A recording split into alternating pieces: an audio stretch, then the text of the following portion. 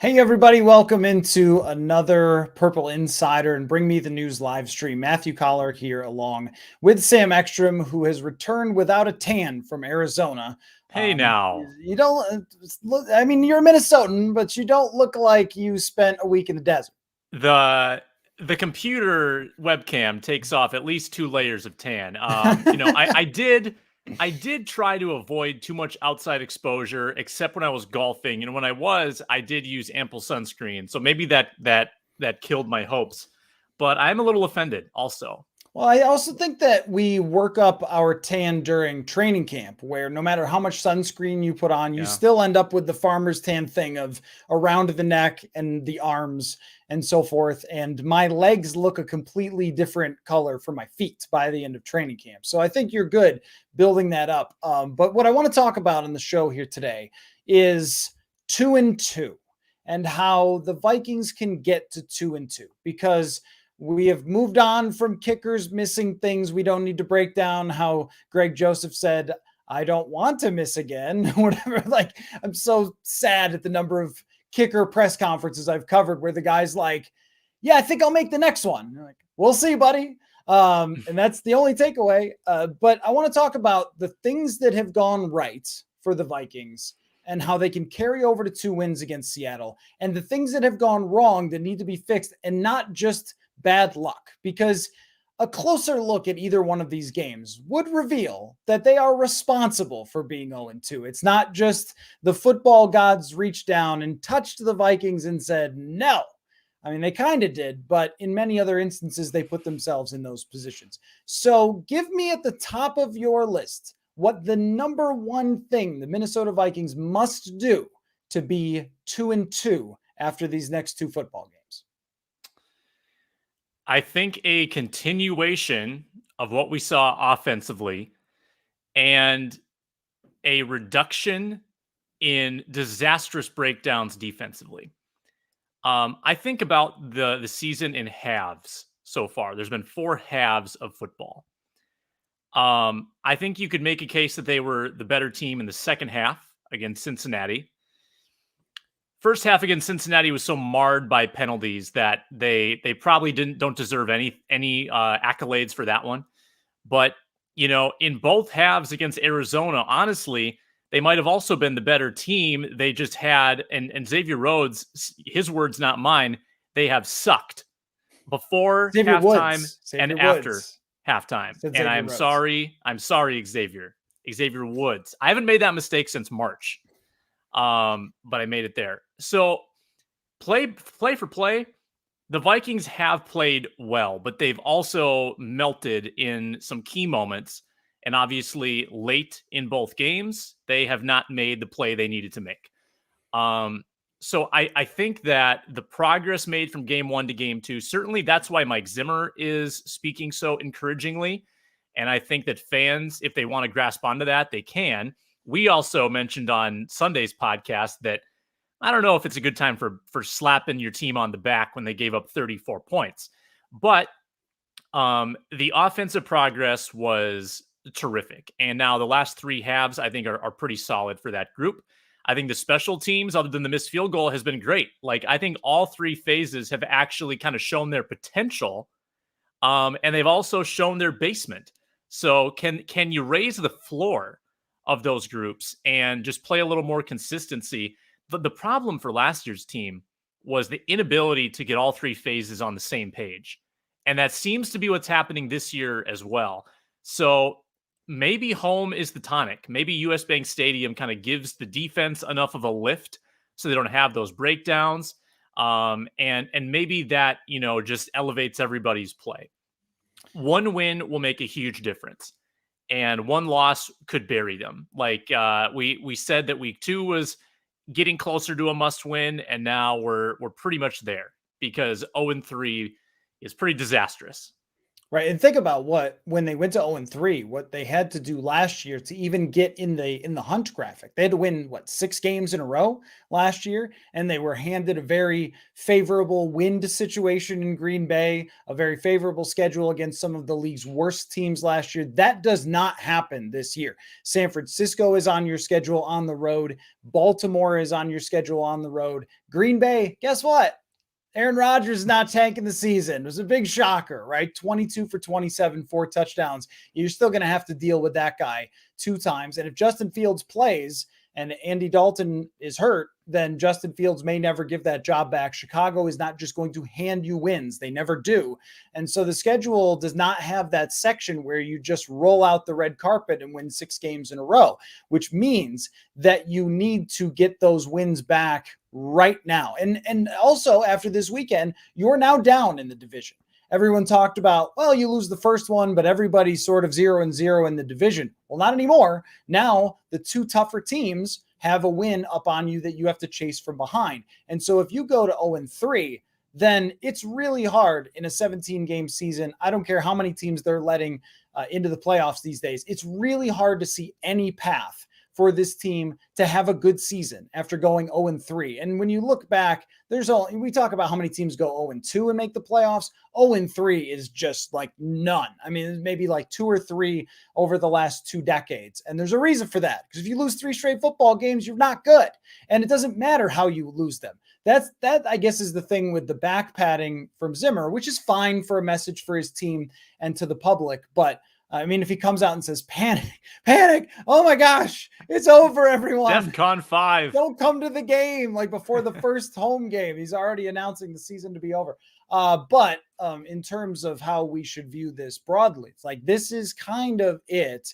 If you go to 0-3, there's no shovel in the world that digs you out of this hole, especially, with the schedule that you have coming up. So to circle back, their defense needs to be a lot better. I think that's what this comes down to. Is the offense is exactly what you'd expect from the Vikings offense, which is there are times in the game where you go, what's going on there? Why are you running on 2nd and 10? Why are the same things we've talked about for a long time with Kirk Cousins offenses? Why are you stale for sections of the game? Why aren't you converting 3rd downs and so forth? These still happened against Arizona in the second half of the game. There were still unimpressive sections, and Kyler Murray gifted them a touchdown. But overall, in the second half, there was some underwhelming elements. I don't think that ever changes, Sam. I think it is entirely, can the secondary figure out how to cover people? And that's got to start this week against 2 of the best receivers in the NFL. Is there a change? Should Cam Dantzler be starting instead of Bashaud Breeland? Is that the change that needs to be made? Potentially, because Breeland is playing hurt. I mean, he's playing with maybe a couple things right now. So if Dantzler healthy is not more effective than Breeland unhealthy, which is very ineffective, like bottom of the league in PFF grade, clearly having a hard time tackling and like holding on to guys, probably a little gun shy about the shoulder. I think Dantzler needs to be the one you have in there. And he looked pretty good against Arizona. Missed a tackle, which Mike Zimmer was quick to point out, but was otherwise pretty good, had a key deflection on 3rd down.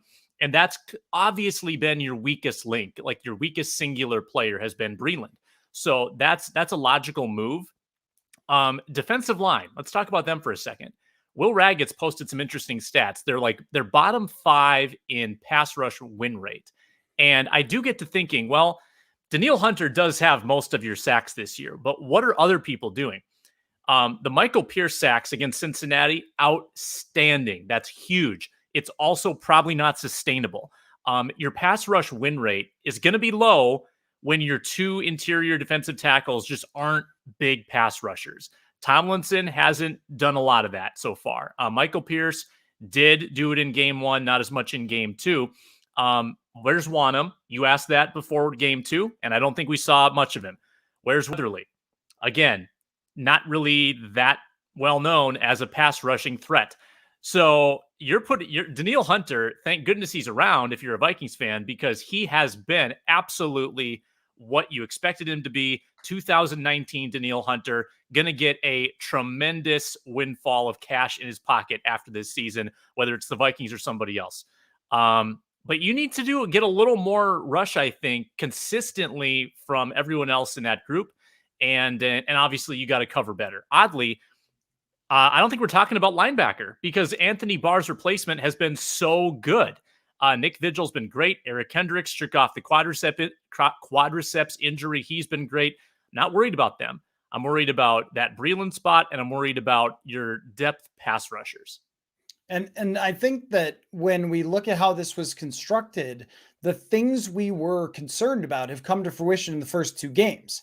That they wouldn't have anybody else on the other side rushing with Danielle Hunter, and they wait till the last minute to pick up Everson Griffin. Everson Griffin, tough break, ends up in a car accident, but injuries happen and guys have to be out. And Everson was not supposed to be the one who changed the universe at that position for this year. They really put all their eggs in the DJ Wanham basket and said, he's ready to take the next step and become a very good player. And I know it's only 2 games, but you needed that to happen right away. And that's the tough thing about rebuilding your defense in the snap of a finger with a bunch of free agents and then hoping that a 4th round pick emerges is, yeah, by week 12, that might happen. Everyone might gel together and so forth. And DJ Wanham might develop, but they need it now. They don't need it in week 12. I mean, they'd be lucky to need it in week 12 at this point. And so I guess we start asking already on defense, are there things we should wonder, hey, was that really a good idea? And I mean, even with the secondary, Bashaud Breeland, I think we liked that signing, but clearly he's had some injuries right away.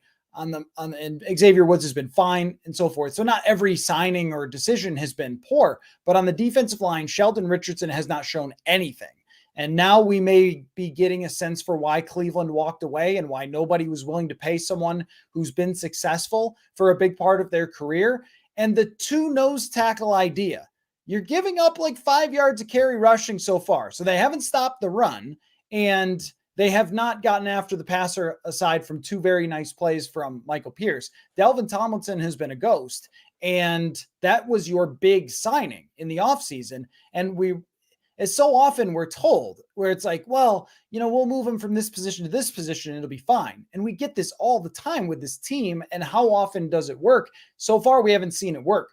And so if you don't pressure Russell Wilson with your front 4, that seems like a recipe for a disaster. And Baker Mayfield too, with a clean pocket. He's terrific. So I guess what you're bringing it back to is, your point is, these guys have to play a lot better.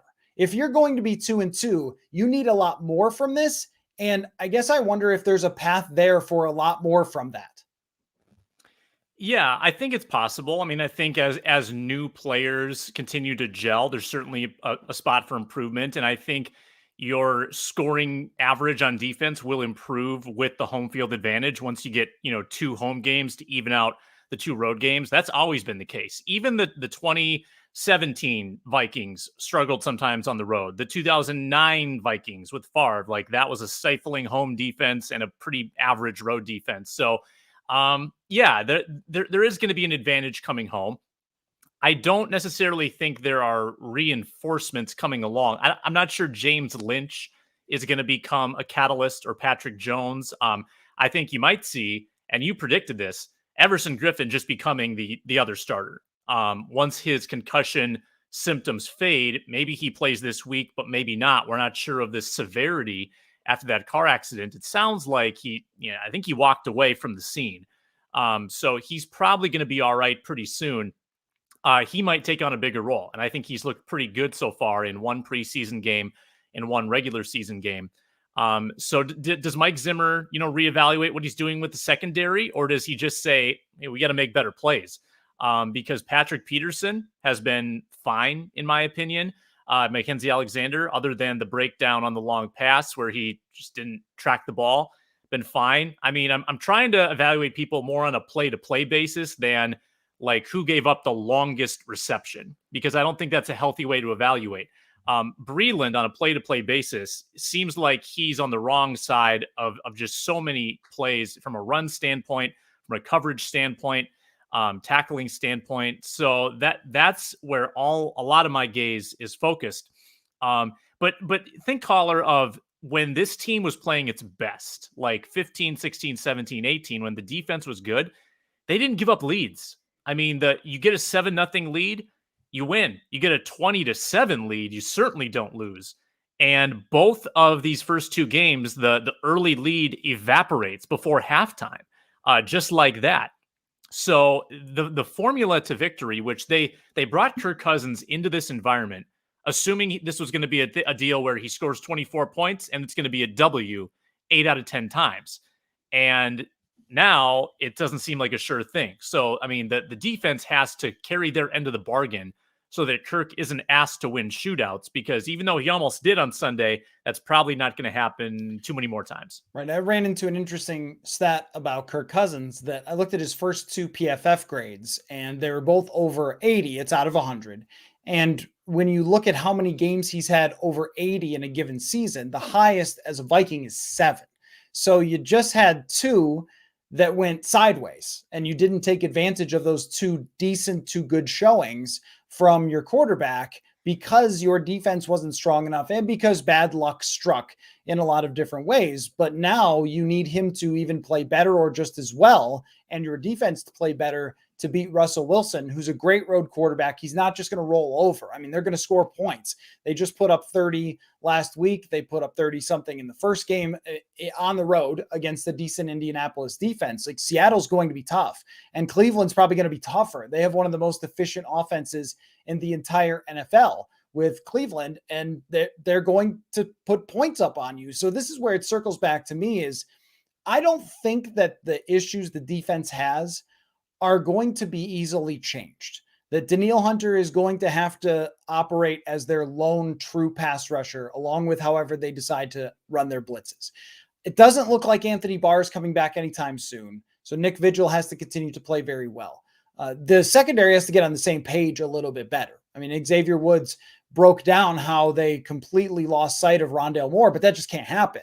And Rashad Breeland just can't allow, in a big situation, Jamar Chase to run by him in a situation where he should be playing off coverage instead of tight and jumping on a route and letting him go for a touchdown. But I think these things are going to keep happening. We are so far removed from the 2017 Vikings defense. If we go any type of comparison, you have 2 elite pass rushers, 2 interior guys that could get after the passer, and Linval Joseph in 2017 is the most dominant nose tackle in the league. You have Harrison Smith playing at his absolute peak all-pro level. Barr and Kendricks are healthy the whole season. Rhodes is the shutdown corner, one of the elite ones in the league. Like, we are not close to that. So what it comes down to for me is how aggressive are you willing to be on offense? And how much are you willing to lean into the Kirk, as we've talked about, and lean into KJ Osborne and lean into Jefferson and Thielen more? And because in the second half of that game, they almost gave it away by being conservative in several different places. It doesn't seem like the trust between the coach and the quarterback is ever going to change. But it then comes down to, can you block like that? Can you run like that? And can you hit big plays? Because if you can't, I just don't see you getting to 2-2 against these very good teams. Yeah, I want to see what happens in that Cardinals game if they don't kind of put the bars on the offense in the second half, where they were really conservative. They ran it on some second and longs. They also had 2 penalties too. Like they didn't score on 3 of their 4 drives in the second half, from 3 out of 4 to 5.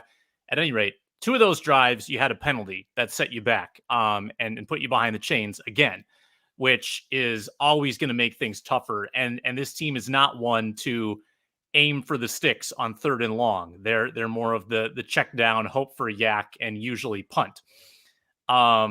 So I would love to see this offense get aggressive if they feel like, okay, Kirk is locked in. This is October Kirk showing up in September. We should see what we can get out of him. Otherwise, it's last year where you're sort of aspiring to be a 25 point per game offense when you could be so much more. Dalvin Cook may not be healthy for the next couple of weeks. We'll have to keep our eyes on that. And does that enable this offense to lean more heavily into the pass? That'll be curious to see. Kene Nwangwu is coming back in 2 weeks. If he's healthy and Dalvin Cook is not, I want to see him get involved, because what did the Cardinals show us, if anything, Coller? Speed is good. You want speed all over the place. And Wangwu might be their fastest guy. Like, there's no need to redshirt him. Like, use the guy. Look at what Rondale Moore is doing for the Cardinals. I mean, he's an incredible talent and a little more highly regarded out of the draft, but try to use your weapons and try to just, beat teams 40-39.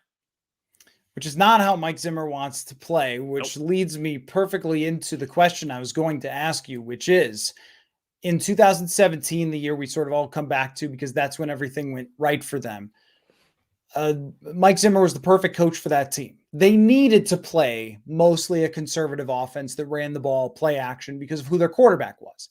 And Case Keenum would sometimes go full gunslinger and drive Mike Zimmer crazy. But the philosophy that was deployed by Pat Shurmur and Mike Zimmer that year was a really good fit for what they had. Let's try to hit big plays to our good receivers. Let's try to run a lot of screens. Let's try to, help Case Keenum out as much as we possibly can. And it worked out. And then let's completely shut everything down on defense. I mean, the game against Atlanta in 2017, where they scored, I think, 9 points, 7 points to the Los Angeles Rams, who were number one in the NFL in scoring that year. I mean, just that's perfect Mike Zimmer for his team coaching. I wonder if Mike Zimmer does not fit this team right now, because you have a quarterback who is capable of putting up numbers throwing the football. You have wide receivers. Now, I know Justin Jefferson's not off to a great start. I'm wondering about that shoulder through 2 weeks, but you have receivers that are capable of getting open and making plays. A running back who can do just about anything. A third wide receiver who all of a sudden has emerged as a playmaker, a legit playmaker. And I know you're grinning over this, but KJ Osborne has proven he could play football in the NFL. He's done more in 2 weeks than wide receiver threes have done for the Vikings in years. And yet you get to a fourth down where you really need a first down to keep this game going, and you punt it away and hope your defense gets a stop.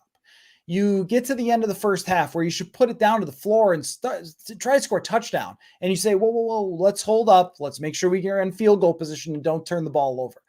Like, I've just been thinking more and more about, we always look at things as, is this person good or are they bad? And I haven't thought about it really until today of, like, does this person fit? And does Mike Zimmer for this team fit? And is he willing to change his thought process on his overall philosophy to beat teams who have great offenses like Seattle and Cleveland? And I just can't see the answer being yes, since he's had such a definitive way of wanting to play offense for years. Yeah, if the answer wasn't yes, change things last year, then it's not going to be yes, change things this year. So, I mean, I can't remember how you phrased the question, but the answer is, I don't think he's going to change. And I'm glad you pointed to the situational things, because if you look at win probability, there were a handful of fourth downs in that game that were among the biggest win probability swings in the NFL that particular week, when the Vikings chose to punt instead of going for it. And one of the examples was pretty ludicrous. It was like going for it, like at your own 30 or something in the first half, which that might happen more commonly someday, but still isn't mainstream. But the other two, like going for it on 4th and 1, I want to say pretty close to midfield. It was like the 40 or 43 yard line when the Cardinals offense was torching their defense. I think that's a huge mistake when the Vikings were averaging 8 yards a play at the time, and the 4th and 6 at the end. Even if you don't get that, number one, the Cardinals probably end up, settle for a field goal and you still have a chance to get it back. Or you take a shot.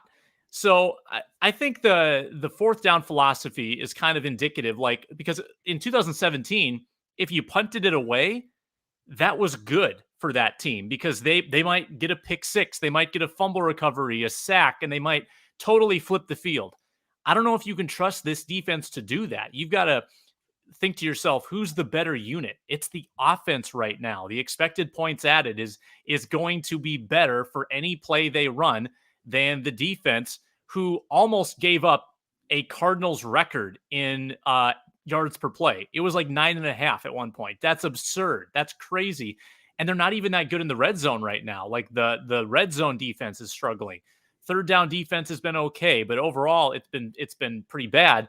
So it's going to take some evaluating, and they can't wait till the bye to self-scout. They've got to self-scout right now and recognize what reality is, and that it's not 2017 anymore, and it hasn't been for a couple of years.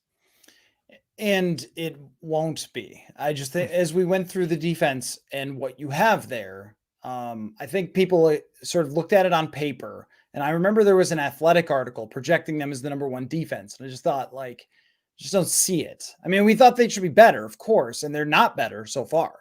But they will be better, I think.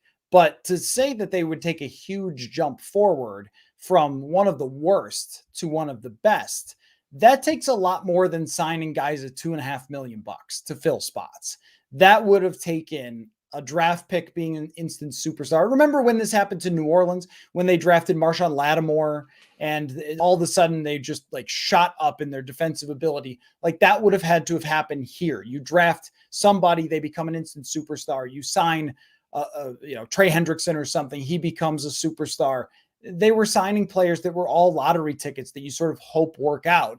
And so far, some of them have and some of them haven't, which is kind of the expectation. So you have to lean on your offense and aggressiveness.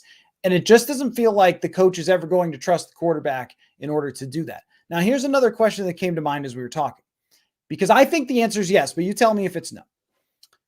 I think if the Vikings are 2-0, we're still saying everything we just said. Do you agree with that?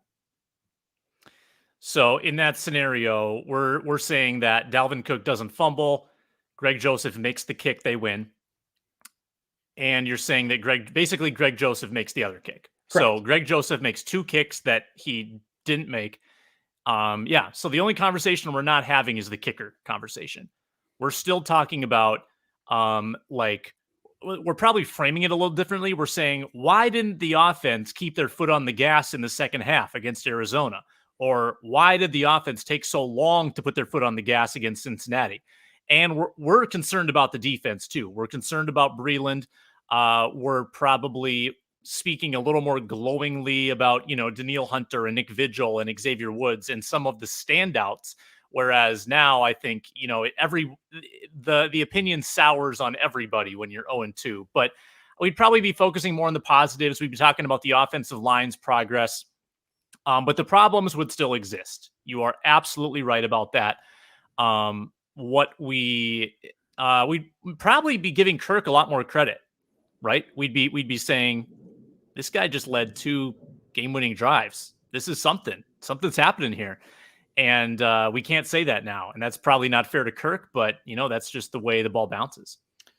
I think of it as the only difference would be that instead of saying these next 2 games are people's jobs on the line, we think, but instead it would be, are you really a true contender?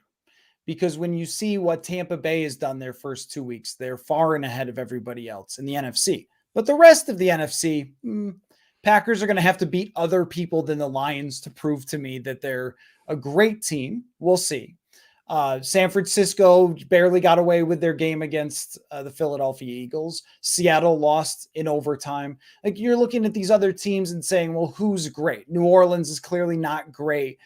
Carolina, I'm not buying that there's some magical great team that's exploded onto the scene. I think they've gotten some favorable situations. And the NFC East is still bad. So the door still feels open now to getting back in this, to go 2-2, then, get to 3-3 by the bye, and you're back in that playoff race. And that's what we're talking about each week. If they're 2-0, I think we're saying, hey, don't they have to do these things to be a great team? And I guess when I go through all those things that they would have to do to get to 2-2, or that they would have had to do to get to 4-0, I'm just not sure which one of them I can solve, right? Like, when we go through, this is an off-season process, that we get to the end of the season and we break down everything position by position. We break down everything and we say, these are the problems you can solve, and here's how you can potentially solve them. Drafts, signing players, trades, right? When we're in the season, it's very hard to say what can solve it. And I think the answer to who can solve it is a guy that might not be allowed to solve it. And that's Clint Kubiak. And I wonder, because I saw some things I really liked out of Kubiak. I wonder how much freedom he is given or how much we should put on him when they go ultra conservative and when they're not more aggressive with Kirk Cousins. And when they do have, what did you say, 3 of 4 drives, did nothing in the second half. Like, are we looking at that and going, oh, well, Zimmer put the choke collar on again? Or are we looking at it and go, Clint Kubiak, what happened in the second half? Yeah, we've talked about how there was a path for this team to be elite, like in the 10% of scenarios where the offense just balls out, top 5 offense, and they win games that way. And we would immediately in the next breath say, no, it's never going to happen. Not with a first-time play caller, not with Mike Zimmer coaching. Now, I will say this. In the first half, they got away with some questionable play calling as well. Second down runs, and the runs that were working were incredible. Like Dalvin Cook was running for 12 yards a pop there for a couple of drives.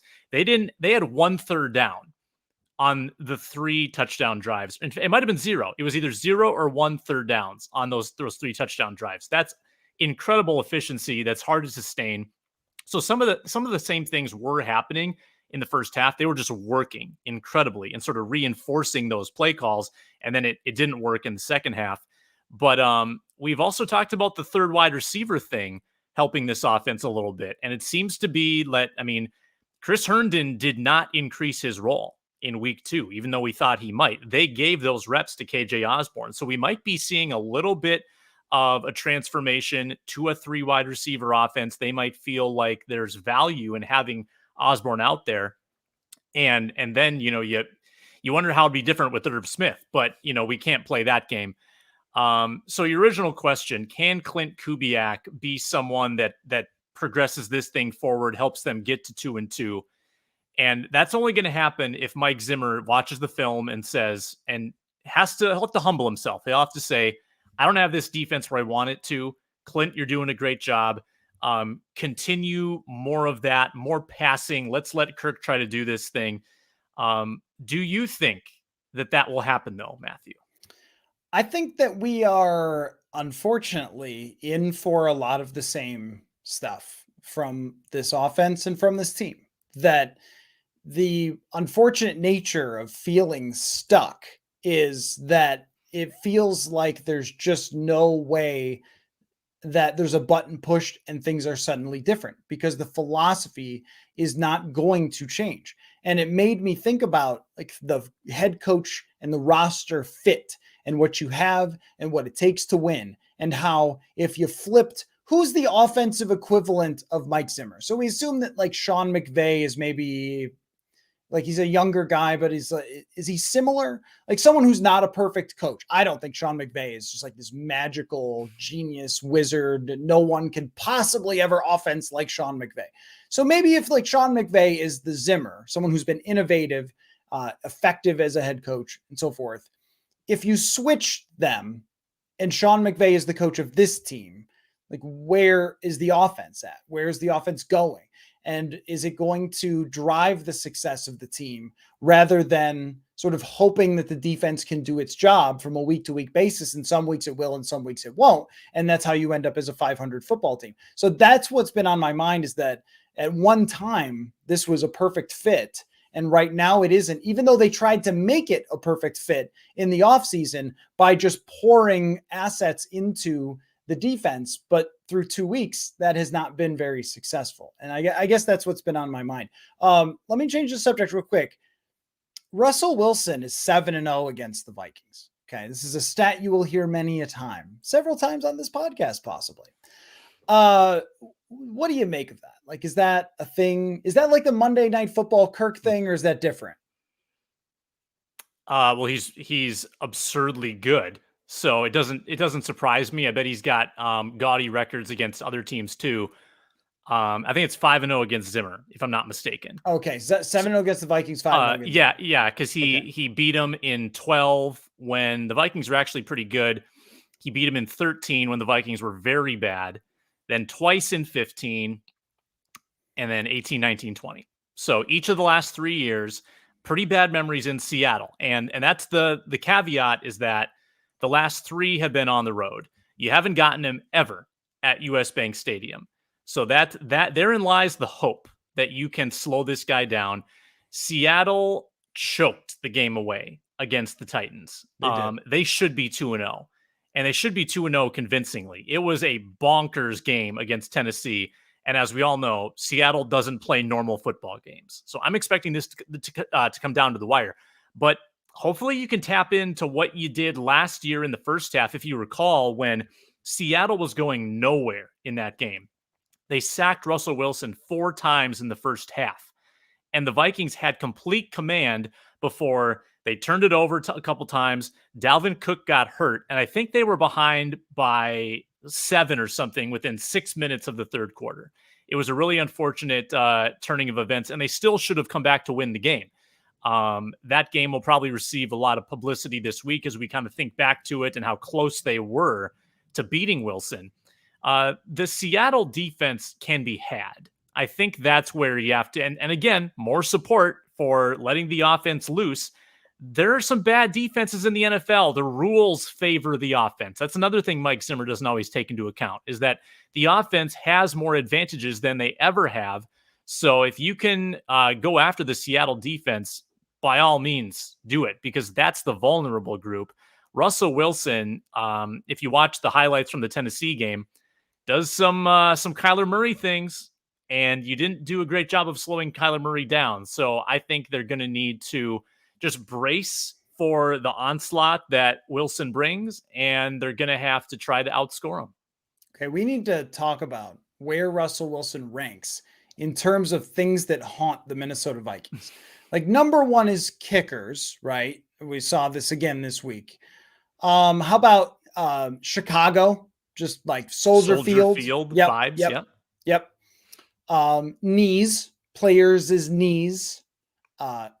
Teddy, Culpepper, Adrian Peterson in 2016, just always some knee issue. Was Percy Harvin never had a knee issue though, did he? He just had other injuries and stuff. And Percy was headaches, and then I think an ankle at the end. Right. But how about 12 men in the huddle? 12, yes, yeah. Penalties at the worst possible times. Drew Pearson. NFC championships, just in general, like things that 41 donut, things that haunt the Vikings.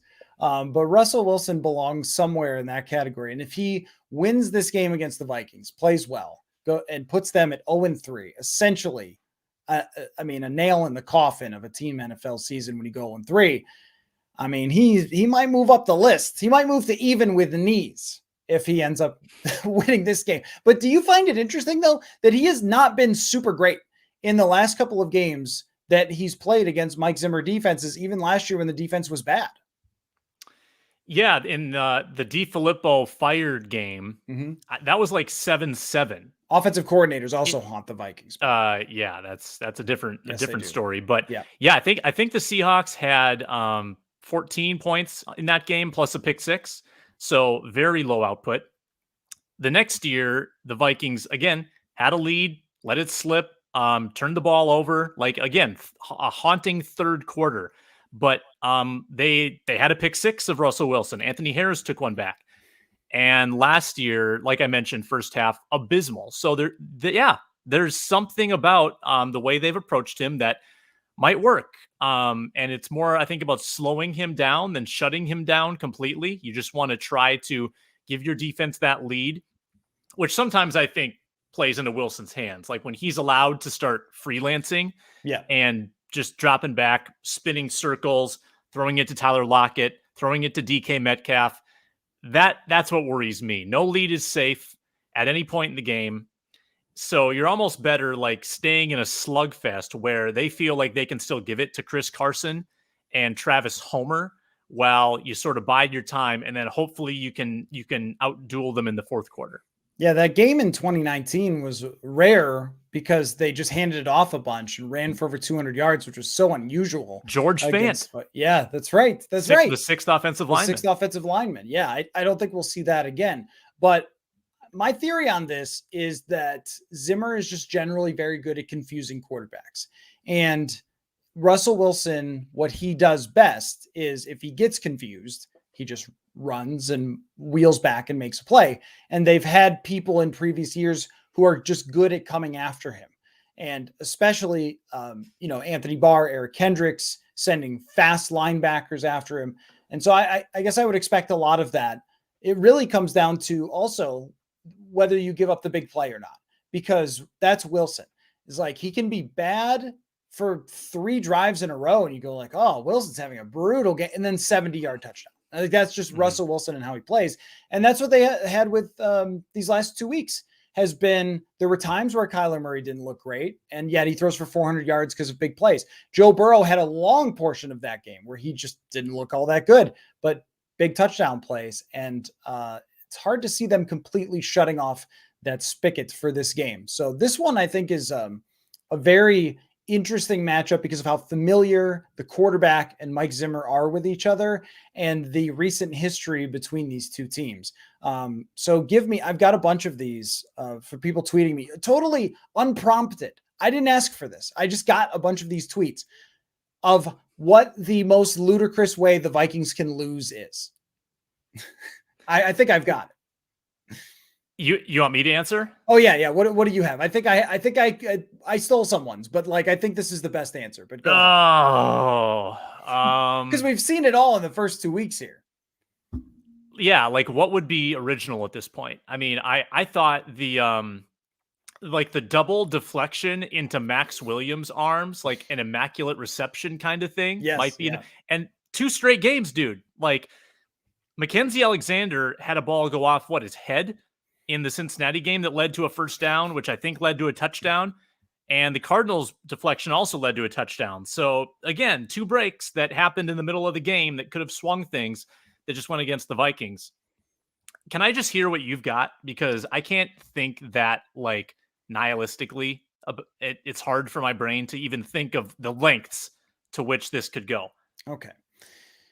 Final drive of the game. Vikings down by 6. Okay. So Kirk's got it, and he throws a deep pass to Justin Jefferson, catches it, goes out of bounds at the 1-yard line, setting up for a Dalvin Cook touchdown. But Jefferson jumps up and spins the ball excitedly near the Seattle bench. The flag goes up. A taunting penalty moves the Vikings back. 3 and out after that. They lose the game because of a taunting penalty, not penalty. Taunting penalty. Yeah. That's really good. That's it. It's topical. That's the one. Yeah, everyone's talking about it. I love it. I think that's really good. Or something where, Jefferson dives for the game-winning touchdown, the go-ahead touchdown, but the ball gets jarred loose before it goes across the line and bounces through the end zone. Someone starts doing the gritty before they get in the end zone, and someone Don BB's them and bounces it out of the back of the end zone. Or better yet, the exact mirror of last week where he reaches for the goal line, ball comes out, a Seahawk secures it and gets 1 foot in, but he is considered to have possession. Right, yes. And Seattle gets it. That reminds me of like what happened in Green Bay, where Dalvin Cook somehow committed a pass interference upon review in the end zone. And then we never saw that again. The whole rest of the season, we never saw anybody else get called for that pass interference in the end zone. That would be exactly it. And then instead of Mike Pereira saying, well, it's got to be 2 feet, it's Dean Blandino says, it's clearly 1 foot is the rule. That would be exactly the most Vikings-ish way to fall short and go to 0-3. Sam, great stuff as always. And you and I will be together for videos on our YouTube channel, by the way. purpleinsider.substack.com will be breaking down things in written form from TCO Performance Center. And of course, on our podcast, Purple Insider, every day. So I'm looking forward to another crazy Vikings week, Sam. See you, Coller. See you, everybody. Goodbye.